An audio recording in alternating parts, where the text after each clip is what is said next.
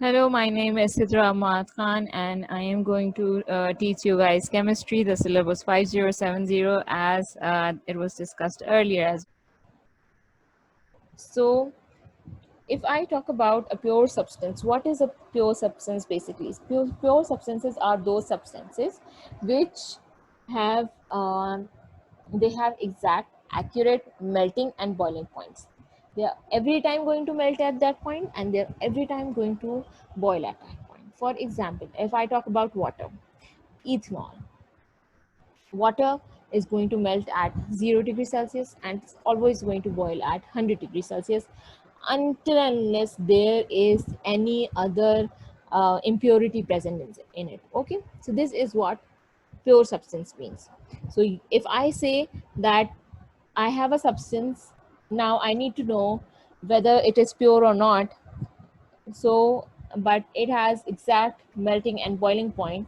So what will you confer from this information of mentioning that it has exact and specific melting and boiling points? You are going to say that it is a pure substance, right? Because it has exact melting and boiling points. Then uh, when we extract products from other natural materials, we get other mixtures as well, right?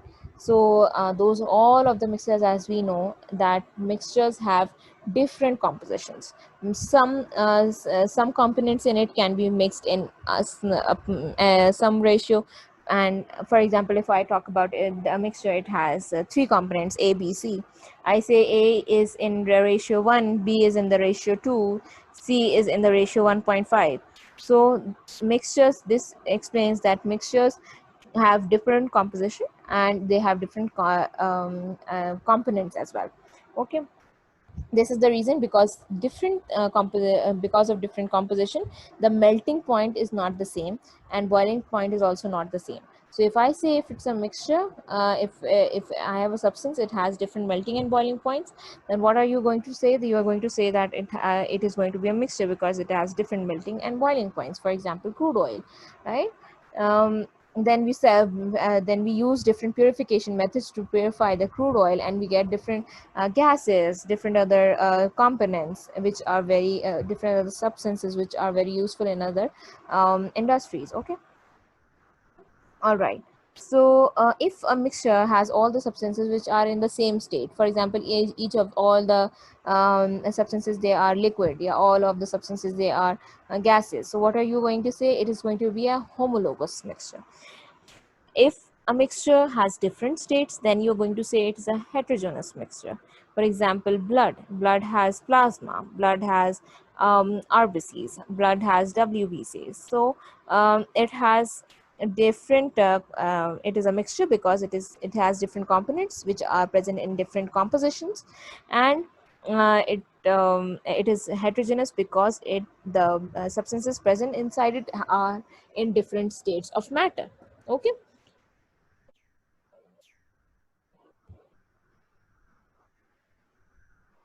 Okay. So as I've already discussed about the different mixtures, and what is a mixture? Mixture is something which has different components in different compositions. So if we want to collect pure substances from that mixture, how can we collect that? We can use the method of purification to collect those pure substances. And discussing with you the first method. So if I want to separate solid and a liquid from a solution, what am I going to do? I am for example, if my solution is a salt water, so and what I can do is I can just take my sample in an evaporating dish, which will be put on a Bunsen burner, as you can see over here. And then then I will this is the Bunsen burner, this is a tripod stand, and this is the evaporating dish which has the mixture in it. Then as the water is going to evaporate, you can collect it. So this will be actually separated, and only the salt crystals will be left behind. All right, and this process can also be carried out on a very large scale. So yeah, coming to the next one. This next one is also about separating solids and liquids from a solution. So over here, this process is all about the main theme, or it basically depends upon the boiling points of the different boiling points, because mixture has different components. So each and every component has its own boiling point, right? So they will be separated when they reach their boiling point. So for example, if I show it to you here, over here, this is and this is a flask. This is a round bottom flask. Why it is known as a round bottom flask? Because its bottom is round, right? So the solution is kept over here. For example, if it's a salty solution, what's going to happen, the heat is provided as it gets heated, and it reaches its it has two components, right? It has salt and it has water. So first off, whatever the temperature, for example, if it reaches 100 degrees, so over here it is written 100 degrees. So for first off, the water vapors are going to they're going to rise in up into the flask, and then as they go through this condenser, what is going to happen during this condenser, the water goes in and it comes out from this outlet. Okay, so this is the inlet and this is the outlet of the water, and this water is all running through this condenser, and it is all going to do what? These water vapors are all steam, right? And they are going to convert from gas into liquids. All right, so the when the outer water is going to cool this down, and it is going to convert the gases into liquids. Okay, so when those water vapors, they are going to be converted into liquid water, then all the water will be collected, which will be pure in form, and it will be collected into a beaker, right? So you can collect it in a beaker, and the solution, which this solution will be known as the distillate. Okay, over here it is written over here, the distillate. All right, so this is how you get then for example, if you have some other solution or some other thing, you can use to separate, and then you will get those pure substances on their own boiling points. All right, so this all depends upon boiling points. This method is very easy. All right, just coming on to the next slide now. So over here we have a separating funnel. Now separating funnel works on this principle that all the liquids, they are immiscible. This means that they do not mix together. Okay, for example, oil, because they have different densities, that is why they do not mix together. There is a line between those liquids. Okay, for example, oil and water. If I take oil and water, what is going to happen? Oil is much denser. It is those denser or heavier liquids, they set down. Okay, heavy liquids, they set down, or denser liquids, they set down, and which those liquids which are light or less dense, they they settle up. So water is going to be up and oil is going to settle down. Okay, then now you can easily separate them because they both are immiscible. Okay, because they both are immiscible, they cannot mix together. So using a separating funnel, what you're going to do, you're going to first put a beaker, then using a separating funnel, you're going to first collect all the high density or the denser liquid, and then you're going to close the tap off as you reach this line. All right, or as you can see that there will be not the oil will all be finished inside the, there's nothing not much oil left inside the separating funnel. Then you will get another beaker, and then you're going to collect all the water. So this is how you can collect the liquids which are immiscible through a separating funnel. So this is this point is important, that the separating funnel is going to separate the liquids which are immiscible. All right, now I'm going to come to my next slide. All right, next slide is discussing over here the fractional distillation. So we have two types of distillation, the simple one and the fractional one. All right, what happens in the fractional distillation? We have a fractional column, which now there's something more that you guys need to know over here. In a in fractional distillation, the miscible liquids they are used, okay, the miscible ones are used, and they have very different boiling points. All right, for example, if I share you the process of crude oil, how is that um, refined, or how the different components present in a crude oil are separated. What happens in a round bottom flask? All of the uh, method is basically same, just as a simple distillation, but because different fractions are obtained, that is why it is known as fractional distillation. And all the miscible liquids, they are heated inside a round bottom flask. Then what happens, there is a fractional column. Whenever that boiling point is reached, which is near to or is exactly like that component's boiling point, which is present inside the flask, then what is going to happen, they are going to evaporate. When they're going to boil, they're going to convert from liquid into gas, and that gas is going to evaporate and come into this condenser. Okay, this is a condenser. Over here it's written.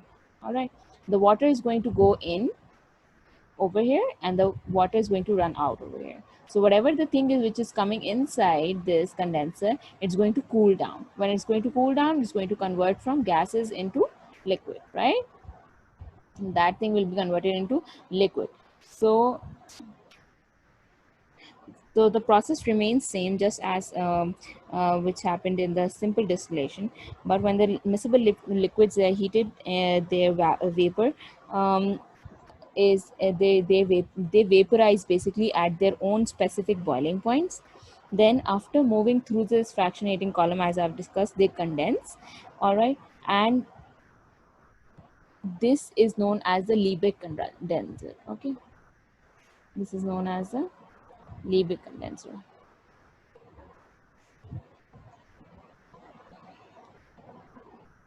Here, Liebig condenser. Okay, so when they're condensed, the liquid that is formed, this liquid which is formed, right, this liquid which is formed is then separated, and it is all accumulated in this conical flask. All right, all the liquid will be obtained in this conical flask, whatever this liquid will be obtained, and this will be known as the distillate. So in industries, this process is carried out on a very large scale, and crude oil is refined through this purpose, and from this process, and through this process many different fractions are obtained, uh, and the same principle is used, this boiling points. Okay, now this is a graph.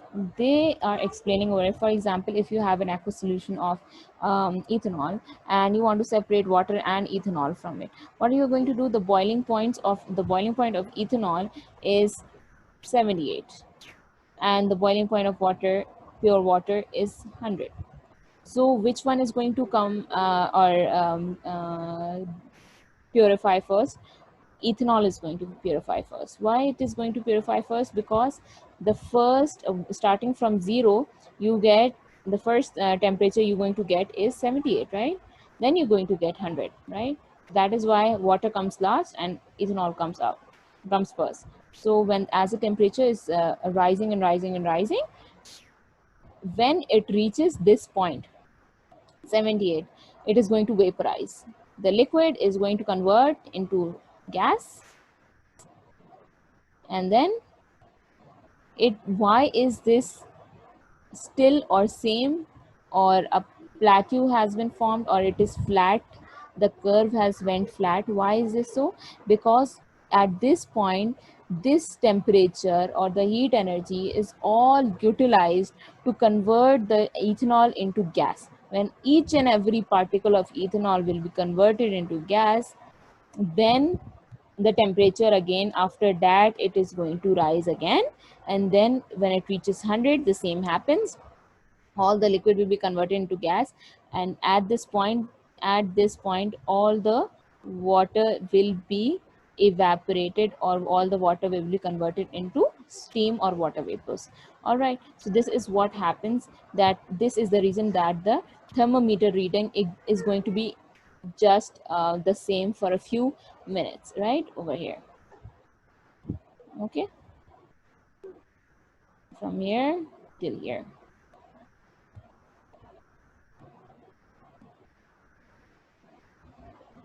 right? So this is what happens. During this time period, the ethanol is all being converted from liquid to gas. This is the reason the temperature reading is same for a few minutes. And after that, it is going to rise again when all the ethanol has been collected and when all the ethanol has been evaporated. All right. Now I am going to share with you the next few methods. Coming to the next slide now.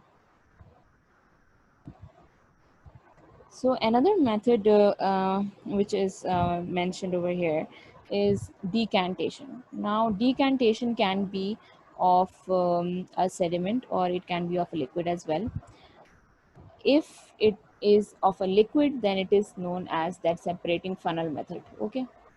The separating funnel method is the decantation, which is basically when the two liquids, they are of different density, they work on this oil and water and they are separated, all right, which I have discussed earlier. Then if there is decantation of a sediment, that means that you are separating a liquid from a heavy sediment, for example water and sand.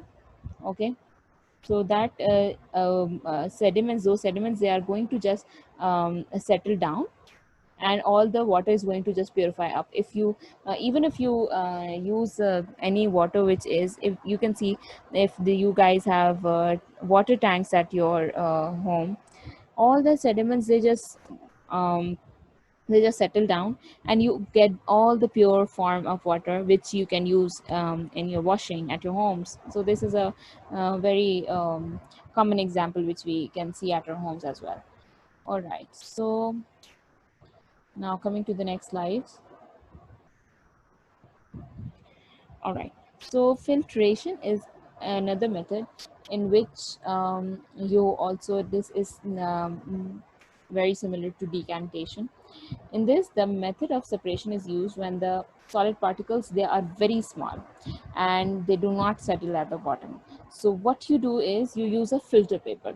Okay, I'm going to show you that what happens. In sedimentation, all the sand is going to set behind, right, settle at the bottom and all the water remains up.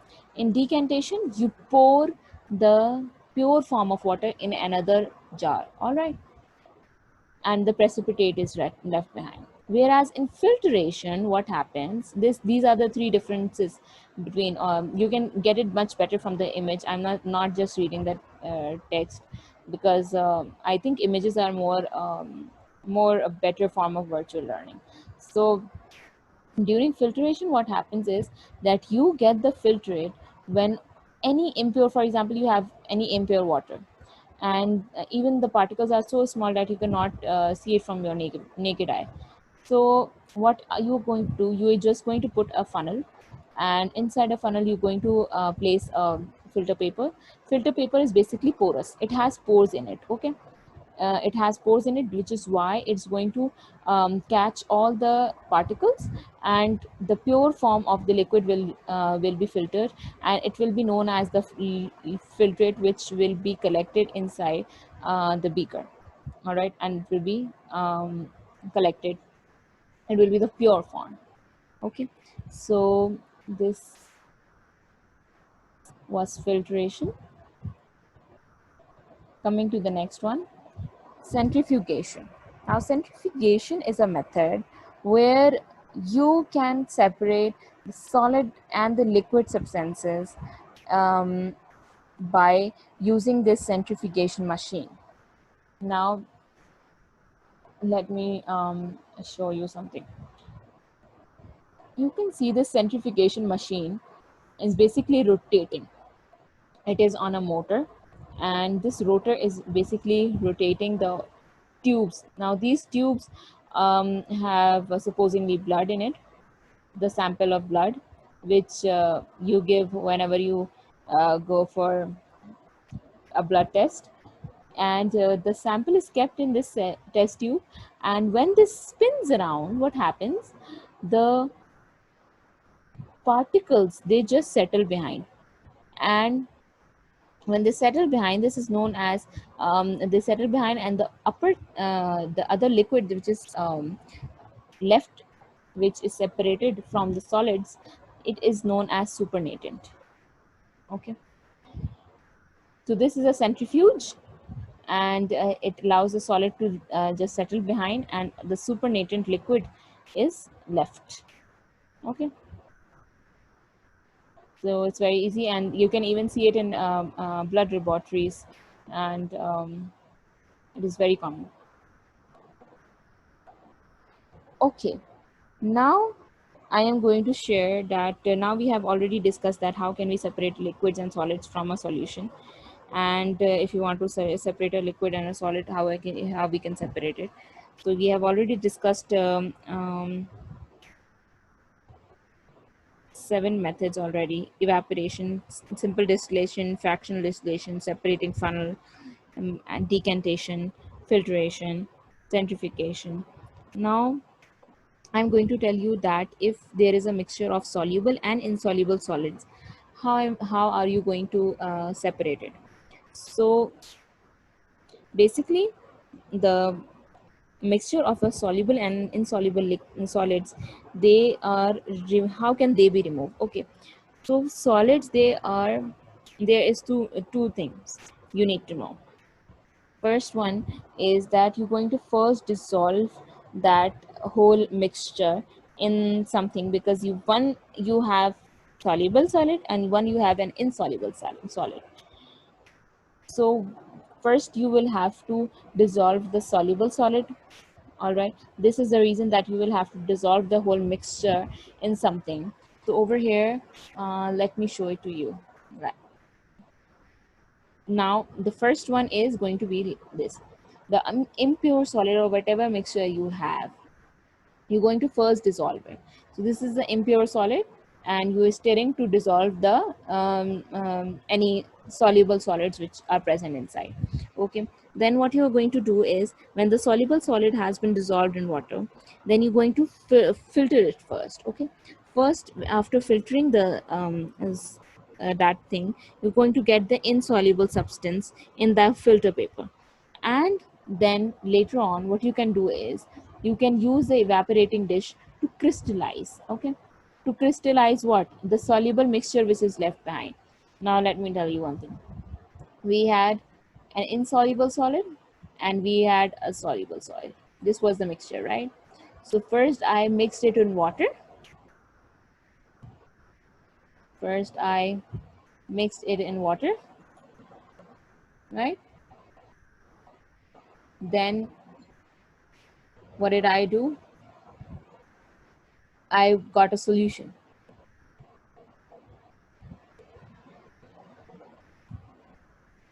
I got a solution, right?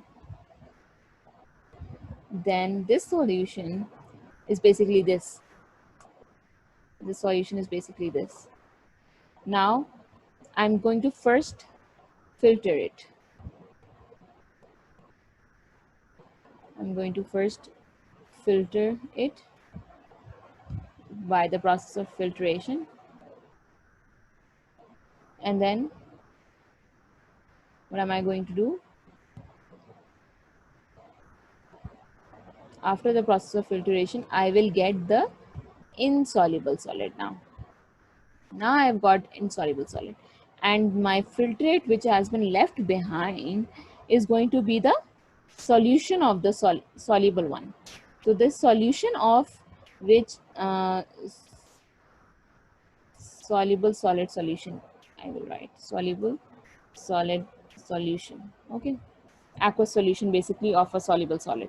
So this aqueous solution of the soluble solid is basically what, this, which you are going to put inside the evaporating dish, and you're going to go further with the crystallization method. Now I'm going to tell you what is crystallization. Now you have to obtain soluble solids, right? Now you have to obtain the soluble solids.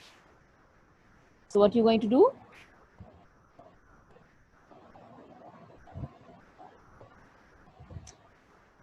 for obtaining the soluble solids, you are going to crystallize, and using this method of crystallization, you're just going to pour the solution inside the evaporating dish.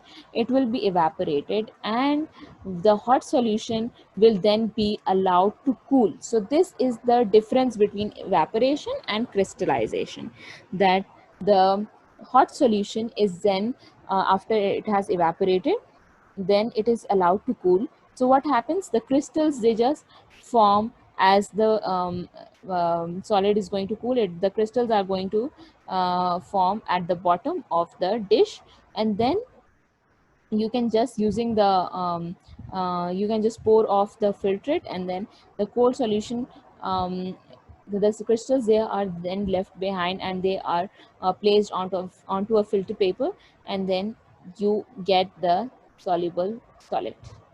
This is the soluble solid which you have got. All right. Okay, so this was the method I wanted to explain. This was crystallization. So why does crystallization basically occurs? Did you see this first thing that we had been studying about, the solubility of the substances, right? So the solubility is the basic principle over here. What we're talking about, the solubility is the basic principle over here. And the solubility of most solutes, it decreases as the temperature decreases, right? So they get less soluble when the temperature is going to decrease, which means during this process, when the temperature is decreasing, when the temperature is decreasing, I'm going to write TEMP, please understand. So when the temperature is decreasing, the solubility is also going to decrease. That means they are going to decrease. Solubility means because they are going to become, um, they're going to convert into solids, they are going to become crystals again. They're going to convert into their original form. So the solubility also decreases.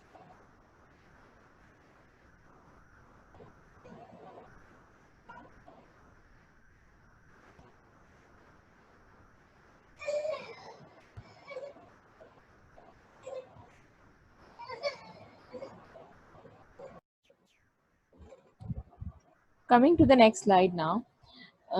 Now I'm going to tell you how we can separate a mixture of soluble solids.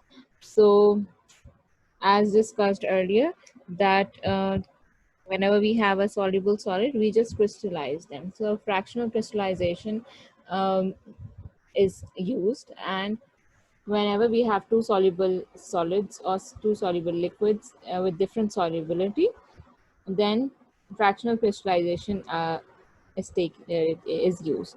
So the mixture is usually dissolved in water, and then you're going to heat it up, and then you're going to crystallize it. You're going to actually cool it down, and then the substance with the highest solubility is going to be obtained first, and you can just obtain it using filtration, and the rest is going to be crystallized. Okay, coming to the next slide now. Now, as we discussed in the learning objectives as well, that I will be telling you guys about chromatography. So chromatography comes a lot in your exams, and it is a method of separating and identifying mixtures. So if the dye is more soluble, if you have a more soluble dye, it is going to travel the greater distance. Okay, let me just explain this image first. You are first going to take a chromatogram. Chromatogram is a paper which is used in chromatography. Over this paper, you're going to draw a line using a pencil, okay? That line will be, up till that line, the paper will be dipped in a solvent, okay? And just below it, all right?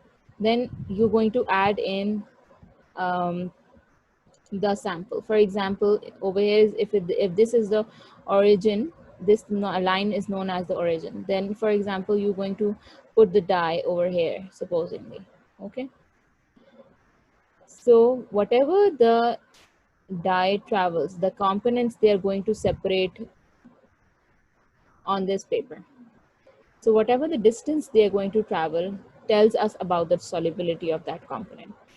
For example, if it is less soluble, it's going to travel less distance. If it is more soluble, supposedly this purple dye was more soluble, that is why it traveled much greater distance, and blue was the most soluble, that is why it traveled the most.